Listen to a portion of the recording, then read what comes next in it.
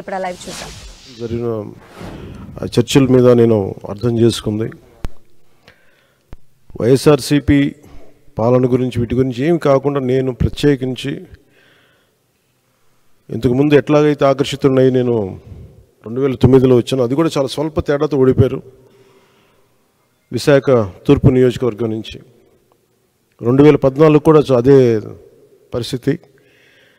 కానీ పోటాపోటీగా మళ్ళీ ఎమ్మెల్సీ ఎన్నికల్లో పోటీ పడి గెలిచి ఆ విజయం మరి ఇలాంటి బలమైన నాయకుడిని జనసేనకి మనస్ఫూర్తిగా ఇష్టపడి వచ్చినందుకు ఇంకొక మారు మనస్ఫూర్తిగా ధన్యవాదాలు తెలుపుకుంటూ, ఏ నమ్మకంతో అయితే జనసేనలోకి వచ్చారో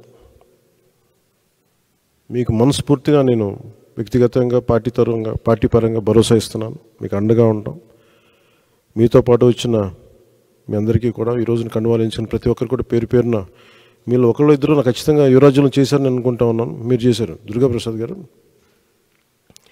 సో మీ అందరికీ మరోమారు మనస్ఫూర్తిగా స్వాగతం పలుకుతూ, నేను చూస్తుంది మీకు ఆయనతో పాటు గత దశాబ్దన్నర కాలంగా ఉన్నారు కాబట్టి ఆయనకి ప్రత్యేకించి మీకు చెప్తున్నాను. ఇది ఆయన్ని నేను ఒక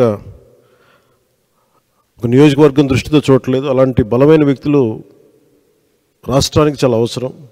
రాష్ట్ర స్థాయి నాయకుడిగా ఆయన ఎదగాలి. మనస్ఫూర్తిగా దానికి నా వంతు కృషి నేను చేస్తానని మీకు తెలియజేసుకుంటూ, ఆయన నమ్మి మీరు ఇంతకాలం ఆయనతో ఉన్నందుకు మీరు మనస్ఫూర్తిగా భవిష్యత్తులో ఆయనకి మంచి భవిష్యత్తు వేసేలాగా పార్టీ చాలా నిర్మాణాత్మక చర్యలు తీసుకుంటాం. చాలా బలంగా ఆయనకి అండగా ఉంటామని తెలియజేసుకుంటూ, దీనికోసం ఆయన పార్టీలో చేరిక వచ్చిన ఇక్కడ జనసేన నాయకులందరికీ, దీనిని ఒక క్రమంలో తీసుకొచ్చిన పిఎస్సి చైర్మన్ పెద్దలు నాయకులు నాదెండ్ల మనోహర్ గారికి కూడా ప్రత్యేక ధన్యవాదాలు తెలుపుకుంటూ,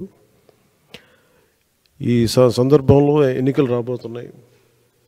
హార్డ్లీ ఒక 70-80 రోజుల్లో ఉన్నాయి. ఈ ఎన్నికలు ఆంధ్రప్రదేశ్ భవిష్యత్తుని నిర్దేశించే ఎన్నికలు ఇవి.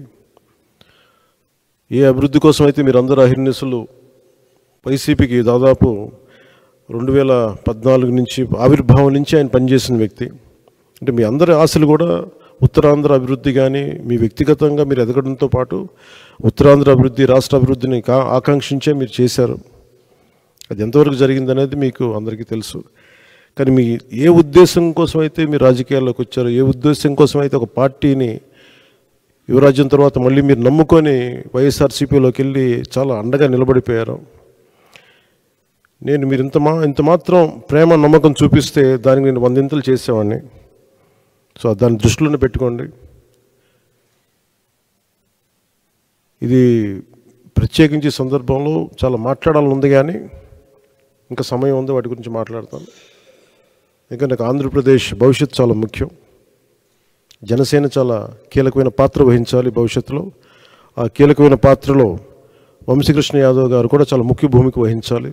దానికి నా వంతు కృషి చేస్తామని తెలియజేసుకుంటే మీ అందరికీ ధన్యవాదాలు తెలుపుకుంటూ సెలవు తీసుకున్నాను. జై జనసేన, జై హింద్.